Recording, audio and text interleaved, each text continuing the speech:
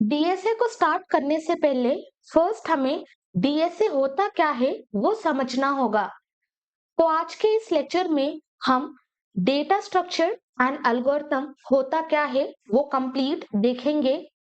Why data structure matters, types of data structures, types of algorithms, why DSA is important, real life DSA examples, data structure real life application में use कहाँ पे होता है, interview में DSA का role क्या है, why to learn DSA, and most important DSA को स्टार्ट करने से पहले ऐसे कौन से टॉपिक्स है जिसकी हमें नॉलेज होनी चाहिए, वो कंप्लीट थिंग देखेंगे। So this is very important lecture. सबसे पहले डीएसए का फुल फॉर्म होता क्या है। D stands for data, A stands for structures and A stands for algorithm. And ये दोनों अलग अलग चीजें हैं जो मिलके प्रोग्रामिंग का बेस बनाती हैं। तो इसलिए जब भी हम डीएसए की बात करते हैं we will not tell data structures algorithm, instead हम बोलते हैं डेटा स्ट्रक्चर्स एंड एल्गोरिथम, क्योंकि ये दोनों अलग अलग चीजें हैं बट मिलके अपना प्रोग्रामिंग का बेस यानी फाउंडेशन को स्ट्रॉन्ग बनाती हैं। इमेजिन करो आप एक शॉपिंग मॉल गए हो एंड वहां पे we are having 10,000 product and इस प्रोडक्ट से आपको बस एक ही प्रोडक्ट को खरीदना है, that is green T shirt which is medium size और उसका प्राइस होगा अंडर 500। ठीक है, आप शॉपिंग मॉल गए हो, वहां पे वी आर हैविंग 10,000 प्रोडक्ट्स, वहां से बस आपको एक ही प्रोडक्ट खरीदना है जिसका कलर होगा ग्रीन, मीडियम साइज का और उसका प्राइस होगा अंडर 500। तो इस केस में दो अरेंजमेंट हो सकती है, first arrangement and second arrangement. First arrangement में हर प्रोडक्ट रैंडम तरीके से पड़ा होगा एंड सेकेंड अरेंजमेंट में हर एक प्रोडक्ट को कैटेगरीज के हिसाब से अरेंज किया होगा, जैसे शर्ट का अलग सेक्शन, कलर्स का अलग सेक्शन, साइज, प्राइस। तो बेस्ड ऑन डिफरेंट कैटेगरीज सारे प्रोडक्ट्स अरेंज होंगे। अगर हम फर्स्ट अरेंजमेंट को कंसीडर करें, रैंडम में पड़ा होगा, 10,000 प्रोडक्ट्स में एक प्रोडक्ट को ढूंढना बहुत मुश्किल होगा, it will be time consuming. Definitely यहाँ पे अगर आप जाते हो इस तरह के अरेंजमेंट में you will be frustrated and eight the and may be आपको प्रोडक्ट मिलेगा या फिर आपको प्रोडक्ट नहीं मिलेगा, बट वो प्रोडक्ट को ढूंढने के लिए आपको बहुत ज्यादा समय लगाना पड़ेगा। बट अगर हम सेकेंड अरेंजमेंट को कंसिडर करते हैं this will be very less time consuming because सारे प्रोडक्ट्स को अरेंज किया गया है based on colour, based on size, based on prices. तो इजीली हम वो पर्टिकुलर सेक्शन में जाके अपने प्रोडक्ट को ढूंढ सकते हैं। तो यहाँ पे टाइम भी कम लगेगा and this will be the best solution. अगर हम दोनों अरेंजमेंट की बात करें, फर्स्ट में बहुत ज्यादा टाइम लगेगा and it will be very frustrating, but अगर हम सेकेंड अरेंजमेंट की बात करें जिस तरह से प्रोडक्ट्स को अरेंज किया गया है this will be the best solution and easily हम अपने प्रोडक्ट को ढूंढ सकते हैं। अगर नहीं भी है देन वो पर्टिकुलर सेक्शन से हमें पता चल जाएगा, ठीक है ये प्रोडक्ट नहीं है, हम दूसरी जगह से हम ढूंढ सकते हैं। तो ये दोनों अरेंजमेंट से this is the best solution. Exact same फंडा हम डीएसए में यूज करते हैं। Data structure is nothing but mall का अरेंजमेंट। मॉल के अंदर जिस तरह से प्रोडक्ट्स को अरेंज किया जाता है उसी तरह से डेटा स्ट्रक्चर की अगर हम बात करें, डेटा को स्पेसिफिक अरेंजमेंट में स्टोर किया जाता है ताकि वो डेटा में हम इजीली काम कर सके। एंड अगर हम एल्गोरिथम की बात करें तो ये होगी आपकी सर्चिंग स्ट्रैटेजी। तो जिस तरह से आप प्रोडक्ट को फाइंड करोगे वो पर्टिकुलर सेक्शन में जाके, वो कलर को सिलेक्ट करके, वो साइज, वो प्राइस, जिस तरह से आप अपने सर्चिंग स्ट्रैटेजी को अप्लाई करते हो उसको हम बोलते हैं एल्गोरिथम। डेटा स्ट्रक्चर डेटा को अरेंज करने का तरीका, किस तरह से हम स्टोर करते हैं मेमोरी में, और एल्गोरिथम स्टेप बाय स्टेप वो प्रोसेस होगा उस डेटा में किस तरह से काम करे, उस डेटा को किस तरह से एक्सेस करे, वो होगा हमारा एल्गोरिथम। हमेशा याद रखना डेटा स्ट्रक्चर एंड एल्गोरिथम ये दोनों अलग चीजें होती हैं। डेटा स्ट्रक्चर डेटा को अरेंज करने का तरीका होता है एंड एल्गोरिथम उस डेटा से काम करने का प्रोसेस किस तरह से हम वो डेटा में काम करें, किस तरह से हम डेटा को एक्सेस कर सके, वो जो भी हम डेटा से काम करते हैं वो हम एल्गोरिथम की मदद से करेंगे। ये होगा स्टेप बाय स्टेप प्रोसेस। ये प्रोसेस को फॉलो करके हम ये डेटा में काम करेंगे। तो डेटा स्ट्रक्चर एंड एल्गोरिथम दोनों डिफरेंट होती हैं, बट अगर हम दोनों को सीखते हैं वो हमारा प्रोग्रामिंग का बेस स्ट्रॉन्ग या फाउंडेशन को स्ट्रॉन्ग बनाता है। तो बेसिकली डेटा स्ट्रक्चर क्या है? डेटा स्ट्रक्चर एक टेक्निक है जिससे हम अपने डेटा को ऑर्गेनाइज करते हैं ताकि हम उस पर जल्दी और एफिशिएंटली काम कर सके। अगर सिंपल लैंग्वेज में बोले, डेटा को इस तरीके से स्टोर करना, उस पर काम करना आसान हो जाए, जैसे कि डेटा को एक्सेस करना, डेटा को इंसर्ट करना, डिलीट करना या अपडेट करना। अगर हमारी अरेंजमेंट प्रॉपर हो तो सक्सेसफुली हम ये सारे ऑपरेशंस परफॉर्म कर सकते हैं। और ये ऑपरेशंस को परफॉर्म करने के लिए हमें एल्गोरिथम यानी स्टेप बाय स्टेप प्रोसेस को फॉलो करना होगा। So this is all about data structures and algorithm. अगर हम दूसरा एग्जाम्पल कंसिडर करें, मान लो आपके पास 500 स्टूडेंट्स हैं एंड आपको सारे नेम्स को अरेंज करना है। तो यहाँ पे भी दो अरेंजमेंट हो सकते हैं। First arrangement randomly arrange name, और यहाँ से आपको खानम का नाम ढूंढना है। अगर सारे नेम रैंडमली अरेंज्ड हैं तो इन द वर्स्ट केस आपको 1 to 500 जितने स्टूडेंट्स हैं वो सारे नेम्स को आपको सर्च करने होंगे। अगर आप लकी हैं तो फर्स्ट में ही आपको नेम खानम मिल जाएगा, बट बाय चांस अगर हम अनलकी हैं देन हमको सारे सर्च करने पड़ेंगे and maybe at 500 place हमारे पास नेम होगा खानम। तो इन दिस केस जब सारे नेम्स रैंडमली अरेंज्ड हैं तो इन द वर्स्ट केस हमें टोटल 500 सर्चेस करने पड़ेंगे। बट अगर हम सॉर्टेड वे में नेम्स को अरेंज करते हैं then in simple few steps हम खानम को ढूंढ सकते हैं। यहाँ पे ABC, तो हम के सेक्शन में आएंगे and in that we will search Khanam. तो सिंपल एंड फ्यू स्टेप्स में हम इजीली खानम के नाम को ढूंढ सकते हैं। एंड यहाँ पे वर्स्ट केस में 500 सर्चेस करने की जरूरत नहीं है, क्योंकि के बाद भी बहुत सारे लेटर्स होंगे जिसको हमें ढूंढने की जरूरत ही नहीं है। हम के सेक्शन में जाएंगे, वहां पे accordingly based on the sorted order हम नेम को ढूंढ सकते हैं and only in few steps we can get the name. तो इस केस में 500 सर्चेस करने की जरूरत नहीं है। In simple few steps we can get the name. But अगर नेम रैंडमली अरेंज्ड है तो इन वर्स्ट केस हमें 500 सर्चेस करने ही पड़ेंगे। तो ये सिचुएशन में भी हम डेटा स्ट्रक्चर का यूज कर सकते हैं।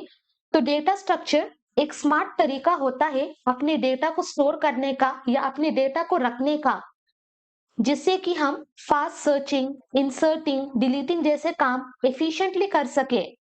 एंड डेटा स्ट्रक्चर की मदद से हम डेटा को समझदारी से रखते हैं ताकि उस पर ऑपरेशंस फास्ट हो जाए। अगर हम स्टूडेंट का एग्जाम्पल कंसिडर करें, रैंडमली अगर सारे नाम्स हैं तो इन वर्स्ट केस हमें 500 सर्चेस करने पड़ेंगे। बट अगर डेटा एफिशिएंटली या सॉर्टेड ऑर्डर में स्टोर हो देन हम फ्यू स्टेप्स में डेटा को गेट कर सकते हैं। तो इसी वजह से डेटा स्ट्रक्चर की मदद से हम डेटा को समझदारी से रखते हैं ताकि उस पर ऑपरेशंस फास्ट हो जाए। Now the question is why data structure matters. Fast searching, अगर डेटा प्रॉपरली अरेंज हो, अगर हमें कोई भी डेटा को सर्च करना है then we can do fast searching. अगर हम मॉल का एग्जांपल लें, वहां से सारे शर्ट्स अगर कैटेगरीज में अरेंज्ड हो या कलर्स में अरेंज्ड हो देन इजीली हम वो प्रोडक्ट को सर्च कर सकते हैं। फास्ट इंसर्टिंग एंड डिलीटिंग, अगर प्रॉपरली अरेंज हो एंड आपको नया प्रोडक्ट ऐड करना है देन आप उस सेक्शन में जाओगे, इजीली वो प्रोडक्ट को ऐड करोगे एंड वहां से कोई प्रोडक्ट को रिमूव करना है देन इजीली वो प्रोडक्ट को आप रिमूव कर सकते हैं। तो इस एग्जाम्पल में we are using product, but जब हम डेटा स्ट्रक्चर की बात करते हैं we are only talking about data. Okay, data को इजीली सर्च कर सकते हैं, डेटा को इजीली इंसर्ट या डिलीट कर सकते हैं।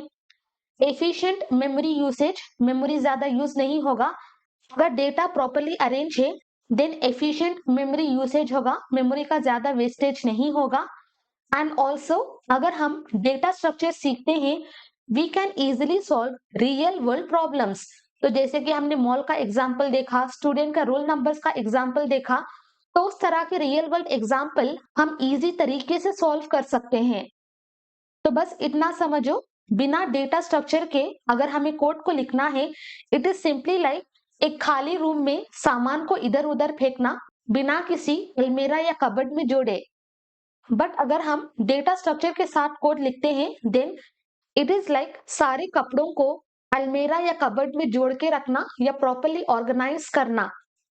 Now coming to next topic, types of data structures. हमारे पास दो तरीके के डेटा स्ट्रक्चर्स हैं, linear data structure and non linear data structure.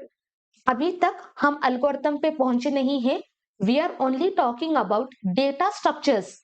हमारे पास डीएसए होता है and we are only talking about this data structure.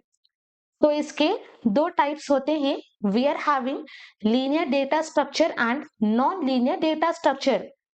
हम लीनियर डेटा स्ट्रक्चर के अंदर हमारे पास अरेज होगा, link list, stack, queues, dequeue. और नॉन लीनियर डेटा स्ट्रक्चर के अंदर we are having trees, graphs and hash tables. हर डेटा स्ट्रक्चर्स के मल्टीपल एग्जांपल्स देखेंगे, मल्टीपल लीड कोड क्वेश्चंस को सॉल्व करेंगे ताकि हर एक data structure thoroughly and deeply समझ आए। बट इस लेक्चर में रफली हम समझेंगे अरे क्या होता है, लिंक लिस्ट क्या होता है, लीनियर डेटा स्ट्रक्चर होता क्या है। तो first talking about linear data structure, यहाँ पे डेटा सीक्वेंस यानी एक के बाद अरेंज होगा। Data is arranged in a sequence और लाइन, दैट इज एक के बाद एक, वन बाय वन सारा डेटा अरेंज होगा इन सीक्वेंस ऑर्डर। ठीक है, जब भी हम लीनियर डेटा स्ट्रक्चर की बात करते हैं, यहाँ पे डेटा लाइन में स्टोर किया जाता है, जैसे एक क्यू या ट्रेन की बोगी। जब भी हम ट्रेन को देखते हैं, वन बाय वन सारे बोगीज होंगे, उसी तरह से one by one linear data structure में सारा डेटा इस तरह से स्टोर होगा। इसके अंदर first data structure we are having is arrays and array के अंदर फिक्स्ड साइज होगा। फॉर एग्जाम्पल बुक्स जो स्ट्रेट लाइन में अरेंज्ड है, अगर आपके पास इतना स्पेस है तो यहाँ पे बस इतने ही बुक्स रख सकते हैं, इससे ज्यादा बुक्स अगर आप रखोगे तो बुक्स नीचे गिर जाएंगे। तो अरेज में फिक्स्ड साइज होता है एंड इंडेक्स की मदद से हम डेटा को एक्सेस करते हैं एंड इसकी पोजीशन फिक्स्ड होती है। मान लो आपके पास 4 बुक्स हैं, 1 2 3 4, तो इसका इंडेक्स होगा 0, इसका इंडेक्स होगा 1, इसका इंडेक्स होगा 2 एंड इसका इंडेक्स होगा 3। तो हर बुक के लिए we will have some position, तो वो पोजीशन की मदद से हम वो डेटा को एक्सेस करते हैं। तो ये होगा arrays and inside this also one by one सारा डेटा अरेंज होगा। बस आपको रफली समझना है, डीपली बाद में वन बाय वन सारे डेटा स्ट्रक्चर्स को समझेंगे। तो अभी बस रफली समझना है, अरेज में फिक्स्ड साइज होता है एंड जो भी पोजीशन होगी वो फिक्स्ड होगी एंड इंडेक्स की मदद से हम वो डेटा को एक्सेस कर सकते हैं। And coming to next data structure, हमारे पास है लिंक लिस्ट एंड यहाँ डेटा कनेक्टेड होते हैं via pointers. For example treasure map, जब भी हम ट्रेजर हंटिंग या ट्रेजर मैप देखते हैं, हर एक नोड एक दूसरे से कनेक्टेड होगा।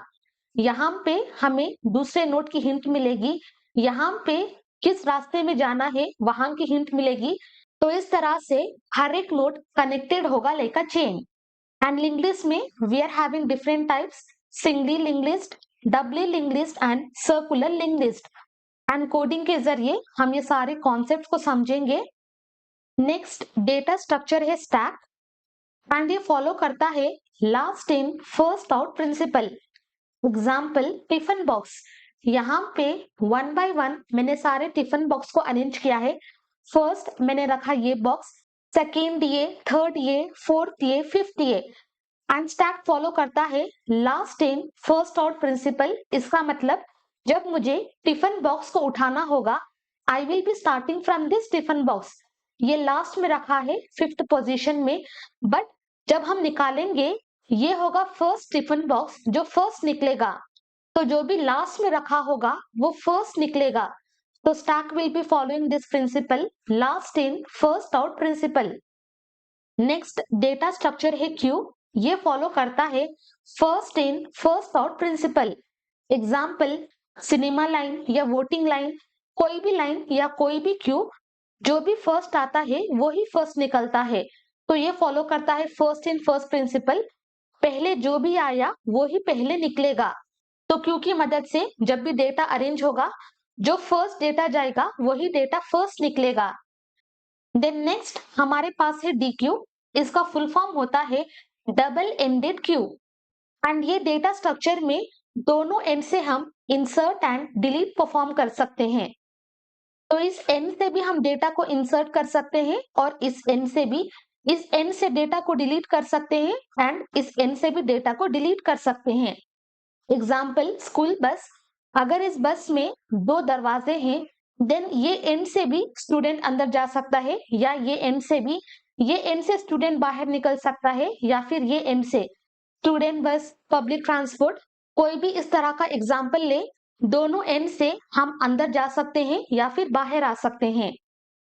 Now coming to non linear data structure, नाम से ही पता चलता है लीनियर डेटा स्ट्रक्चर मतलब क्या है। डेटा वन बाय वन यानी सीक्वेंस तरीके से स्टोर होता है। बट जब हम नॉन लीनियर डेटा स्ट्रक्चर की बात करते हैं, यहाँ पे data will not be stored in a sequence, but data store होगा इन हायरार्चिकल और इंटरकनेक्टेड फॉर्म। मतलब डेटा हम ब्रांचिंग या ग्राफ जैसे स्ट्रक्चर में स्टोर कर सकते हैं। अगर हम ब्रांचिंग को कंसीडर करें, line by line data store नहीं होगा, इंस्टेड ब्रांचिंग वे में या फिर ग्राफ के वे में हम डेटा को स्टोर कर सकते हैं।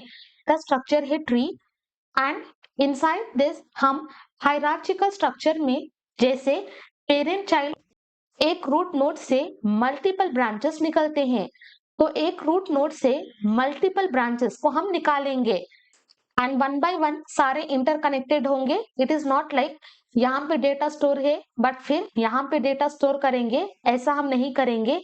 इंस्टेड एक ही रूट से मल्टीपल ब्रांचेस निकलती हैं। Different types of tree data structure हमारे पास होगा binary tree, binary search tree, AVL tree, heap, B trees. And last type of data structure की बात करें, we are having hash tables and इसमें की वैल्यू पेयर की तरह data को स्टोर किया जाता है। Example, dictionary. जब भी हमें डिक्शनरी में कोई भी वर्ड ढूंढना होता है, first we will be searching for the word and उसके बाद जो भी मीनिंग है we will have access to that meaning. For example, अगर मुझे एप्पल ढूंढना है तो की क्या होगा, की विल बी एप्पल एंड उसका मीनिंग यानी उसका वैल्यू क्या होगा, वैल्यू विल बी फ्रूट। इस तरह से की वैल्यू पेयर की मदद से हम डेटा को स्टोर करते हैं if you are using this hash table data structures. I hope data structure आपको पूरी तरह से समझ आया। Data structure is nothing but smart तरीके से अपने डेटा को जोड़ना। एंड हमारे पास बहुत सारे टाइप्स हैं डेटा स्ट्रक्चर के। उस वक्त जब हम प्रॉब्लम सॉल्व करते हैं, हमें देखना होगा ये प्रॉब्लम के लिए हम कौन सा डेटा स्ट्रक्चर यूज करेंगे और किस डेटा स्ट्रक्चर की मदद से हम इजीली वो डेटा में काम कर सकते हैं। बट वो डेटा में काम करने के लिए डेटा को अरेंज करना ही काफी नहीं है, हमें एल्गोरिथम्स के बारे में भी सीखना है। So what is algorithm? It is nothing but एक सेट ऑफ रूल्स या स्टेप्स होते हैं जो किसी भी प्रॉब्लम को सॉल्व करने के लिए फॉलो किया जाता है।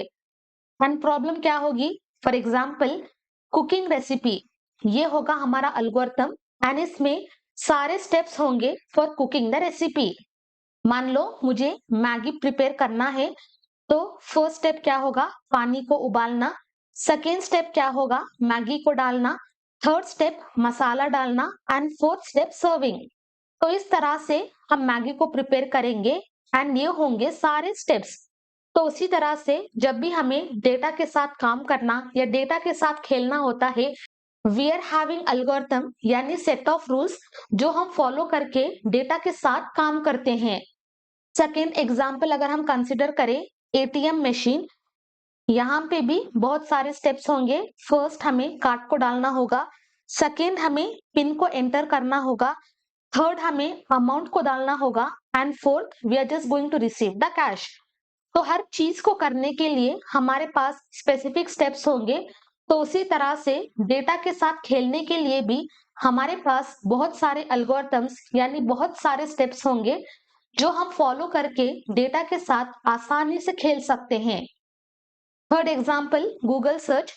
बैकग्राउंड में बहुत सारे एल्गोरिथम्स छुपी होती हैं, जैसे ranking, filtering, speed optimization, SEO. बहुत सारे एल्गोरिथम्स के टेक्निक्स या बहुत सारे एल्गोरिथम्स छुपी होती हैं जो डेफिनेटली नॉर्मल यूजर को पता नहीं होगी, बट बैकएंड में बहुत सारी चीजें छुपी होती हैं।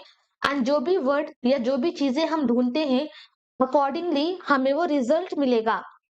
तो इस तरह से किसी भी प्रॉब्लम को सॉल्व करने के लिए स्टेप्स दिए जाते हैं, वो स्टेप्स को फॉलो करके हम प्रॉब्लम को सॉल्व कर सकते हैं। तो यहाँ पे हमारा प्रॉब्लम क्या था? हमारा प्रॉब्लम इज कुकिंग मैगी। तो मैगी को कुक करने के लिए हमें वो कुकिंग रेसिपी यानी एल्गोरिथम को फॉलो करना होगा। सेकेंड एग्जाम्पल, हमारा प्रॉब्लम क्या है? हमारा प्रॉब्लम है कैश निकालना, और वो कैश निकालने के लिए हमारे पास ये सारे स्टेप्स है। थर्ड एग्जाम्पल में हमारा प्रॉब्लम क्या है? जो भी सर्च हम करते हैं उसका रिजल्ट गेट करना। तो वो रिजल्ट को गेट करने के लिए किस तरह से सारा प्रोसेस होता है, वो सारा होने के बाद we are just going to get the result. ये कंप्लीट डिफरेंट है from data structure. Data structure data को अरेंज करता है and algorithm step by step process है जो उस डेटा में काम करने के लिए मदद करेगा। जैसे हमारे पास different types of data structures हैं, उसी तरह से we are having different types of algorithm. एक ही एल्गोरिथम नहीं होगा, हमारे पास बहुत सारा डेटा होगा, और हर डेटा में काम करने के लिए हम एक ही रूल या एक ही इंस्ट्रक्शन फॉलो नहीं करते। Instead we are having different types of algorithm. तो बेस्ड ऑन प्रॉब्लम्स हम एल्गोरिथम को सिलेक्ट करेंगे एंड अकॉर्डिंगली अपने प्रॉब्लम को सॉल्व करेंगे। फर्स्ट होगा sorting, second searching, greedy algorithm, divide and conquer, dynamic programming very important, back tracking and finally graph algorithms. तो ये सारे एल्गोरिथम्स हैं, यानी इसमें ऑलरेडी सारे स्टेप बाय स्टेप प्रोसेस है, किस तरह से डेटा से काम करते हैं, ऑलरेडी सेट ऑफ रूल्स हैं। ये रूल्स को हम फॉलो करेंगे, ये टाइप्स ऑफ एल्गोरिथम्स को हम फॉलो करेंगे एंड अकॉर्डिंगली हम डेटा में काम करेंगे। अगर हम सॉर्टिंग एल्गोरिथम की बात करें, मान लो हमारे पास कुछ डेटा पड़ा है and it is arranged in unsorted order. तो सॉर्टिंग एल्गोरिथम की मदद से हम डेटा को सही ऑर्डर में ला सकते हैं, उसको या तो छोटे से बड़ा या फिर बड़े से छोटा डेटा को प्रॉपरली अरेंज कर सकते हैं। तो जो भी हमारा डेटा है, सॉर्टिंग की मदद से या सॉर्टिंग एल्गोरिथम की मदद से हम डेटा को अरेंज करते हैं in proper sorted order. For example, roll number list को असेंडिंग ऑर्डर में लगाओ या फिर डिसेंडिंग ऑर्डर में लगाओ। तो इस केसेस में हम सॉर्टिंग एल्गोरिथम यूज कर सकते हैं। एग्जाम्पल्स हमारे पास बबल सॉर्ट है, क्विक सॉर्ट है, मर्ज सॉर्ट है। तो ये सारे सॉर्टिंग एल्गोरिथम्स है जिसकी मदद से डेटा को सॉर्टेड ऑर्डर में रख सकते हैं। नेक्स्ट, अगर हम सर्चिंग की बात करें, डेटा के अंदर किसी भी वैल्यू को ढूंढना होगा, देन हम यूज करते हैं searching algorithm. For example, class में अगर आपको खानम को ढूंढना है फ्रॉम 500 स्टूडेंट्स, देन हम यूज करते हैं सर्चिंग। अगर हमें डेटा को सॉर्ट करना होता है, then we will be using sorting algorithms. अगर हमें डेटा को सर्च करना होता है, then we will be using searching algorithms. For example, हमारे पास है लीनियर सर्च, हमारे पास है बाइनरी सर्च। तो ये सारे एग्जाम्पल्स कोडिंग के जरिए हम समझेंगे। Next type of algorithm is greedy algorithm. तो इस एल्गोरिथम में हर स्टेप पे जो बेस्ट लगता है वही चूज करेंगे बिना फ्यूचर के सोचे। एग्जाम्पल, अगर आपकी मम्मी बोली हर दुकान पे जाओ और सस्ता मैंगो लाओ, तो आप एक दुकान में जाओगे, जो भी सस्ता मैंगो है you are just going to buy that. आप फ्यूचर दुकान का नहीं सोचोगे, जो भी दुकान में हो वही दुकान से जो भी सस्ता मैंगो है you are just going to buy. फिर आप दूसरे दुकान में जाओगे, वहां पे जो भी सस्ता मैंगो है you are just going to buy. तो इस तरह से ग्रीडी एल्गोरिथम काम करता है। हर स्टेप में जो भी बेस्ट हमें लगता है we are just going to choose that. हम फ्यूचर का नहीं सोचेंगे, वो पर्टिकुलर स्टेप में जो भी बेस्ट सोल्यूशन है या जो भी बेस्ट डेटा है हम उस डेटा को निकालेंगे। एग्जाम्पल्स हमारे पास पॉइंट चेंज एक्टिविटी प्रॉब्लम होगा, very important. Activity selection, very very important problems जो इंटरव्यूज में पूछे जाते हैं। Next algorithm is divide and conquer. नाम से ही पता चलता है जो भी प्रॉब्लम है उसको छोटे छोटे पार्ट्स में तोड़ेंगे एंड उसके बाद सॉल्व करने के बाद दोबारा से वो प्रॉब्लम को जोड़ेंगे।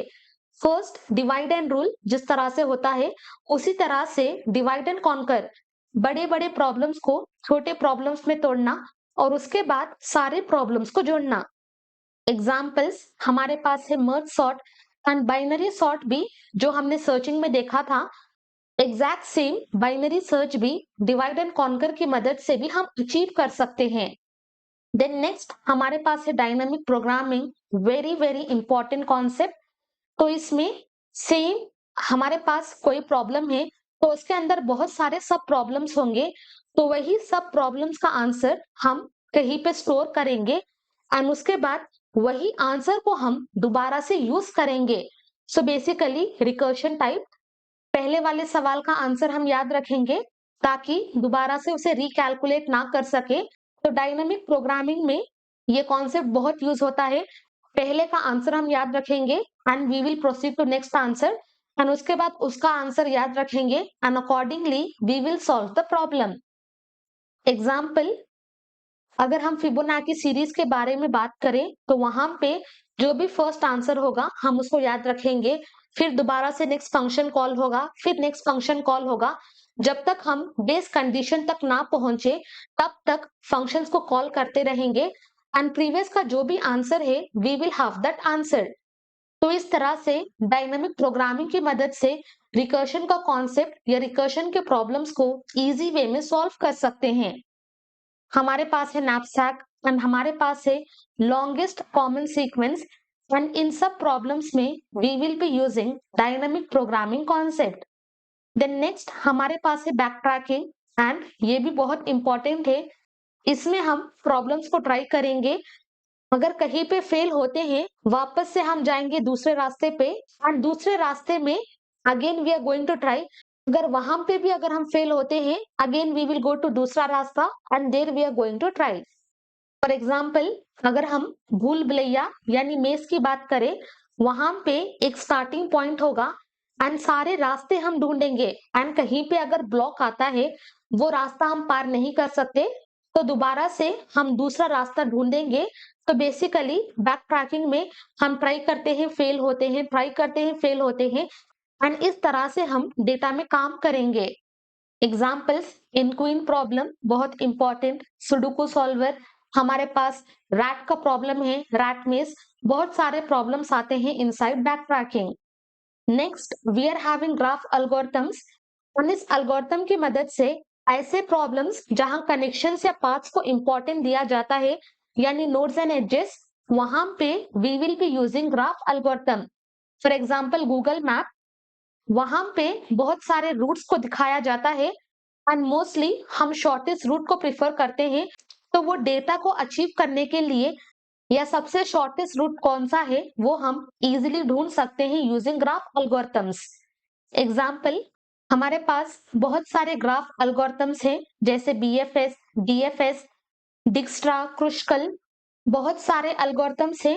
अकॉर्डिंगली प्रॉब्लम के हिसाब से we are going to use the algorithms. I hope आपको समझ आया डेटा स्ट्रक्चर क्या है एंड एल्गोरिथम्स क्या है। डेटा स्ट्रक्चर एंड एल्गोरिथम को जब हम कंबाइन करते हैं it is like a fire. DSA is basically data को स्मार्टली स्टोर करना प्लस प्रॉब्लम्स को एफिशिएंटली सॉल्व करना एंड डीएसए दोनों मिला के एक टीम की तरह काम करते हैं एंड दोनों का काम तभी होता है जब साथ में होते हैं, तभी हम डीएसए में काम कर सकते हैं। डेटा स्ट्रक्चर के बिना एल्गोरिथम कोई काम का नहीं होगा एंड एल्गोरिथम के बिना डेटा स्ट्रक्चर किसी काम का नहीं होगा। जब दोनों को हम साथ मिलाते हैं तभी हम डेटा के साथ काम कर सकते हैं। अगर एल्गोरिथम्स नहीं है, बस डेटा को अरेंज किया है without any set of rules, हम किस तरह से डेटा में काम करेंगे? We will not be able to work. तो एल्गोरिथम के बिना डेटा स्ट्रक्चर कोई काम का नहीं है एंड डेटा स्ट्रक्चर के बिना एल्गोरिथम कोई काम का नहीं है। अगर हमारे पास बस एल्गोरिथम है, सेट ऑफ रूल्स हैं, वो किस पे फॉलो करेंगे, किस पर अप्लाई करेंगे, उसके लिए कोई ना कोई डेटा स्ट्रक्चर होना चाहिए, तभी हम एल्गोरिथम्स को यूज कर सकते हैं। तो इसलिए both data structure and algorithm is important to solve any real world problems. Now next question is why DSA is important? जब आप प्रोग्रामिंग कर रहे हो या फिर अगर आप वेब डेवलपमेंट करते हो, कहीं ना कहीं आप सोचते होगे डीएसए हमने कहीं पे यूज ही नहीं किया होगा, बट एक्चुअली डीएसए की मदद से हम प्रॉब्लम सॉल्विंग स्किल्स को बढ़ाते हैं, अपने कोड को फास्ट एंड ऑप्टिमाइज कर सकते हैं। एंड बिग टेक इंटरव्यूज में 90% सवाल डीएसए में ही होते हैं। किस तरह से प्रॉब्लम को सॉल्व करते हैं, आप किस तरह से उस प्रॉब्लम को अप्रोच करते हैं, तो वो सारी प्रॉब्लम सॉल्विंग स्किल्स आप में देखा जाएगा। तो इसलिए DSA is the entry ticket. अगर आपके पास वो टिकट ही नहीं है, देन फैंग कंपनीज या बड़े बड़े एमएनसीज में जाने का सपना बस सपना ही रह जाएगा। So main reason DSA interviews के लिए बहुत ज्यादा इंपॉर्टेंट है। और अगर आप डीएसए इंटरव्यूज के लिए सीखते हैं, ऑटोमेटिकली आपकी प्रॉब्लम सॉल्विंग स्किल्स डेफिनेटली बढ़ती ही है। एंड रियल वर्ल्ड का कोई भी प्रॉब्लम हो, आप बहुत सारे एल्गोरिथम्स या बहुत सारे डेटा स्ट्रक्चर की मदद से इजीली वो प्रॉब्लम का बेस्ट सोल्यूशन निकाल सकते हैं। Now real world applications of DSA. DSA कहाँ पे यूज हुआ है? वेब सर्च इंजिन्स जैसे गूगल, बिंग एक्सेट्रा। जब आप गूगल पे कुछ भी सर्च करते हो तो पीछे बहुत सारे कॉम्प्लेक्स एल्गोरिथम्स और डेटा स्ट्रक्चर्स का यूज होता है, जो बिलियंस ऑफ वेब पेजेस में से सबसे रिलेवेंट रिजल्ट तुरंत ढूंढ के लाता है। कभी आपने सोचा है जब भी आप सर्च करते हैं आपको किस तरह से रिजल्ट दिया जाता है? पीछे बहुत सारे एल्गोरिथम्स और डेटा स्ट्रक्चर्स का यूज होता है। गूगल जैसे सर्च इंजन में आपके एक वर्ड से पूरा इंटरनेट छान मारते हैं एंड सुपर फास्ट और एक्यूरेट तरीके से हमें हमारा रिजल्ट मिलेगा। एंड ये सब किस तरह से पॉसिबल है? This is only possible because of DSA. Then next, databases. हमारे पास MySQL है, MongoDB और बहुत सारे डेटाबेसेस हैं। एंड डेटाबेसेस में डेटा को एफिशिएंटली स्टोर और रिट्रीव करने के लिए बी ट्रीज, हैश टेबल जैसे डेटा स्ट्रक्चर्स का यूज होता है।